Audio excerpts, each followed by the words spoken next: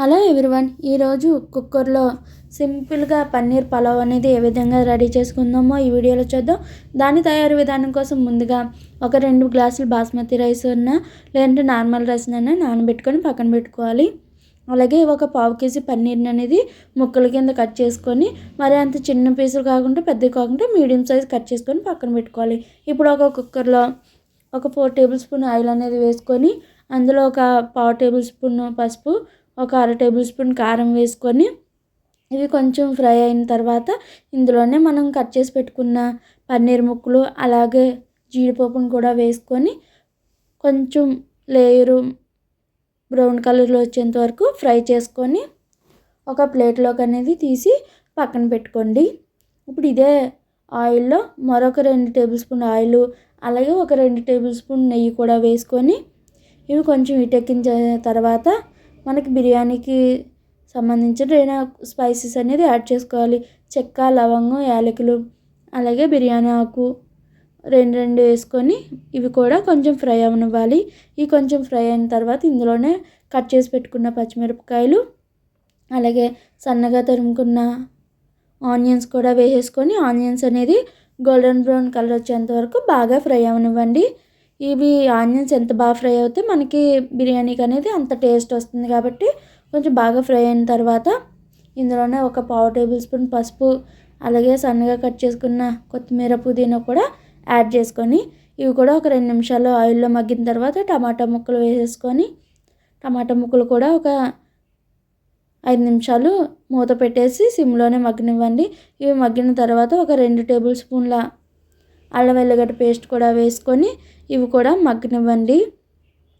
ఇవన్నీ మగ్గడానికి మరొక 5 నిమిషాలు సిమ్లోనే మూత పెట్టేసి మగ్గనివ్వండి. ఇవి కొంచెం మగ్గిన తర్వాత ఇందులోనే ఒక టేబుల్ స్పూన్ కారం అలాగే ఒక టేబుల్ స్పూన్ గరం మసాలా అలాగే ఒక టేబుల్ స్పూన్ ధనియాల జీలకర్ర పొడి కూడా వేసుకోండి. ఇందులోనే ఒక టేబుల్ స్పూన్ సాల్ట్ కూడా వేసుకొని సాల్ట్ అనేది మీకు ఎంత కావాలంటే అంత అడ్జస్ట్ చేసుకొని లాస్ట్లో వాటర్ పోసిన తర్వాత టేస్ట్ చేసి చూడండి సాల్ట్ సరిపోయిందో లేదో. లేకపోతే సరిపోకపోతే మీరు మళ్ళీ ఒకసారి చెక్ చేసుకొని మళ్ళీ వేసుకోండి.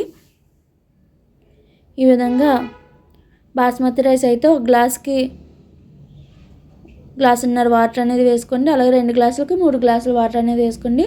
నార్మల్ రైస్ అయితే 4 గ్లాసుల నీళ్ళు అనేది పోసుకొని అవి కొంచెం మరిగిన తర్వాత బియ్యం అనేది వేసేసి ఉప్పు ఒకసారి చెక్ చేసుకొని మొత్తం కలిపి మూత అనేది పెట్టేసి ఒక 2 విజిల్ అనేది రానివ్వండి. సిమ్లోనే ఒక 2 విజిల్ పెట్టేసి చూసారు. ఈ విధంగా ఒకసారి మళ్ళీ ఉప్పు చెక్ చేసుకోండి.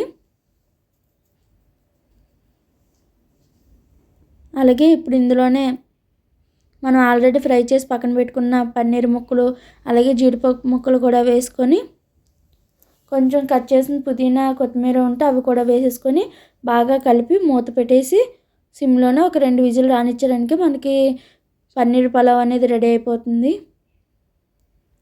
అలాగే పన్నీర్ దమ్ బిర్యానీ కూడా కావాలనుకుంటే కామెంట్ చేయండి, అది కూడా చేస్తాను. ఈ విధంగా విజిల్ రానిచ్చి స్టవ్ ఆపేసి పక్కన తీసుకొని చల్లారిన తర్వాత విజిల్ అంతా పోయిన తర్వాత మూత తెరిచి చూస్తే మనకి బిర్యానీ అనేది రెడీ అయిపోతుంది. పెరుగు చట్నీతో మీరు కలుపుకొని తిన్నారంటే చాలా బాగుంటుంది. ఇదే విధంగా మీరు కూడా ట్రై చేయండి. ఈ వీడియో ఎలా వచ్చిందో లైక్, షేర్, సబ్స్క్రైబ్ చేయడం మాత్రం అస్సలు మర్చిపోకండి. వీడియో ఎలా వచ్చిందో కామెంట్ చేయండి. మీకు నచ్చితే కనుక లైక్ చేయండి, షేర్ చేయండి. చూసారా ఈ విధంగా ఎంత పొడిగాడుతూ వచ్చిందో. నేను ఇది పలావ్ రైస్ తీసుకున్నానండి. ఈ విధంగా ఇదే మాదిరి కొలతలన్నీ వేసుకుంటే మీకు కూడా ఇదే విధంగా వస్తుంది. చాలా బాగుంటుంది. ఒకసారి ట్రై చేయండి. Bye bye. మరొక వీడియోలో మళ్ళీ కలుసుకుందాం.